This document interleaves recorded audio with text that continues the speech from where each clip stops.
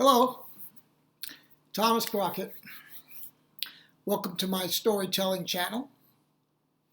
Here's a story about growing up as a preteen in the streets of New York, surrounded by tough guys and wanting to be just like them. It is called So Long to Archie Coocarumba. My friends and I had just finished a game of stickball. Stinky was the first to speak. "You guys feel like going up the avenue for a soda?" "Nah," said Egghead. "I don't want to go up the avenue. I'm not in the mood." "Nah," said Dom Dom. "I'm not in the mood either." "How about we play another game?" said Jumping Johnny. "I can't play no more," said Stinky. "I'm too thirsty." "Nah," said Egghead. "I'm not in the mood for another game." "Nah," said Dom Dom. "I'm not in the mood either." "What about you, Top Cat?" said Stinky. "What do you feel like doing?" I looked into their round eyes, which didn't fit their square faces. "I say we start a gang," I said. They stared, their mouths open, their tongues wagging, their breaths puffing without sense. I stared them down. I didn't say another word, though I was doing a great deal of thinking in my 12-year-old brain. I was tired of being a nobody on a nobody street, doing nobody things with nobody friends, while to the left and right of our street, gangs roamed the avenues, the OZ and the F&P. They were mythic gangs with mysterious initials, which occupied my imagination. I knew F&P didn't stand for friendly and personal. I knew OZ had no affiliation with the Wizard of Oz. The proof was in my eyes. My experiences standing inside Max's candy store on Liberty Avenue, chewing on a black licorice stick, mesmerized by a gang war on the sidewalk, watching guys hit each other with belts and trash cans, whip each other with car antennas, threaten each other with knives. I didn't need to go to the movie theater to see an action film. I just had to go to Max's. I could have enjoyed being the role of a bystander, cheering for this or that gang, depending on the tilt of the earth, but the gang members didn't allow it. They were demons in a dark land, intent on destroying innocence as part of their profession, which included stealing your money and candy and making you promise your little sister to them if they asked. I, of course, wanted to be just like them, though I had the muscles of an altar boy. Stinky settled his wagging tongue and spoke. "It's okay with me, Top Cat." Jumping Johnny followed. "I'm into it if everyone else is." "What about you guys?" I looked at Egghead and Dom Dom. "You guys in the mood to start a gang?" Egghead shrugged. "I guess so." Dom Dom shrugged as well. I guess so." "I appreciate your enthusiasm," I said to them. "What about Doughboy?" Stinky said, indicating our friend who sat on the curb, killing ants with a stick. He surprised us when he stood up, fists clenched. "Yeah! Let's start a gang!" he screamed. That made everybody laugh. "Okay, great," I said. "From now on, we're called the Archie Coocarumba. A and C for short. Any objections?" No one objected. Next, I laid out the plan. During the following days, we executed it. We accessorized ourselves with pocket knives, garrison belts, packs of cigarettes, and black leather jackets.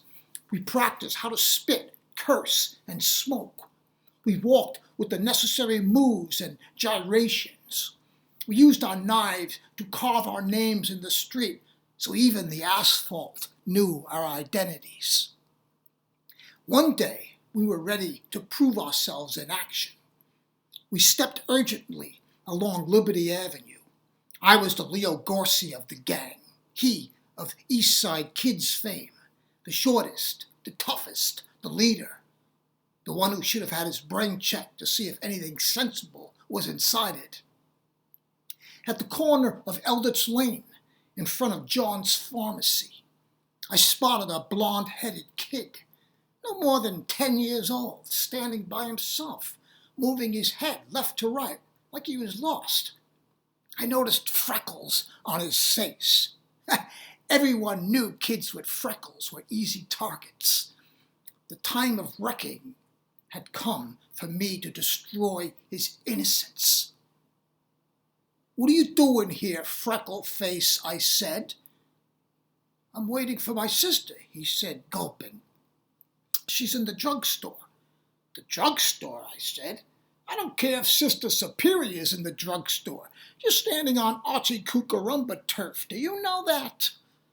The frightened boy shook his head. Behind me, Doughboy spit, Jumping Johnny grunted, and Stinky laughed. Dom-Dom and Egghead did nothing, in unison. "We're a new gang from 75th Street, I said. "Yeah, we're a new gang from 75th Street, Doughboy echoed me. Leave it to Doughboy. He made me laugh, even at a time I didn't want to laugh, when I wanted to hold my tough guy demeanor. "I don't want to see you around here anymore," I said to the boy. "Capiche?" "What if I have to go to the drugstore?" he said. "Don't talk back to me." I slapped him, I thought playfully, on his head. "Yeah, don't talk back to him," Doughboy echoed me again. The boy stood rubbing his head, close to crying. "Maybe that's enough for today," I heard Dom-Dom say, or it could have been Egghead. I turned in their direction and said, "It's enough when I say it's enough."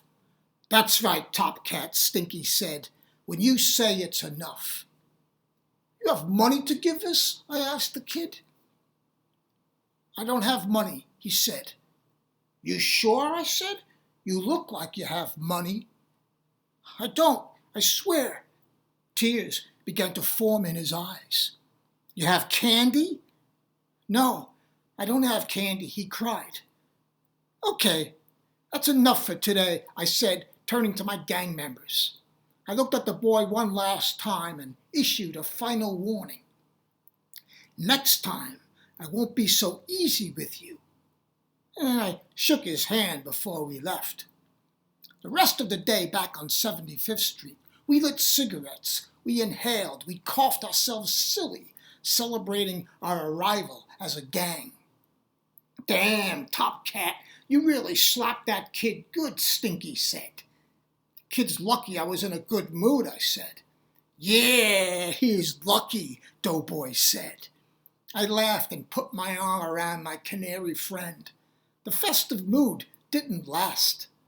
Dom-Dom was the first to yell, "Holy shit!" followed by Egghead, then Doughboy, then everyone saying it in chorus. "Holy shit!" Headed our way were more than a half-dozen kids, led by the infamous leaders of the OZ gang, Benny the Blister and the Catman. Benny, at 14 years old, had already written the book on evil, evident by the prodigious blister he wore like an Olympic medal on his cheek. Catman didn't wear a blister like Benny. He wore knives in his sleeves and down his pants, as I would soon learn. They came quickly. I had hoped they came to challenge us to a game of stickball. That pipe dream faded as fast as my gang.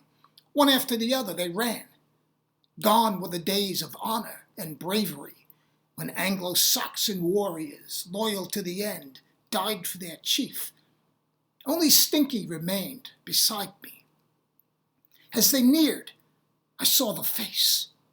Not Benny's, not Catman's. The freckled face I'd slapped earlier. Catman stepped forward. "We hear there's a gang on this street called the Archie Cockroaches," he said, rubbing his knuckles, his Adam's apple tight as a pipe. "I also hear that one of you creeps slapped my girlfriend's little brother this morning in front of John's pharmacy." The freckled-faced kid joined Catman's side. I lowered my head.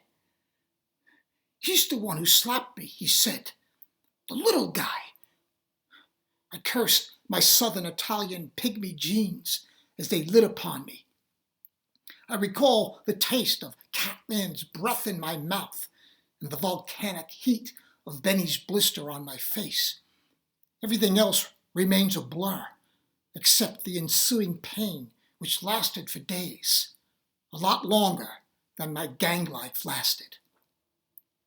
I said so long to Archie Coocarumba, to leather jackets, knives, and spit.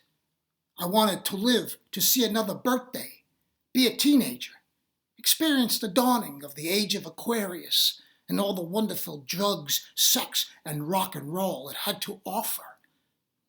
If it meant accepting my life as a nobody on a nobody street, doing nobody things with nobody friends, so be it.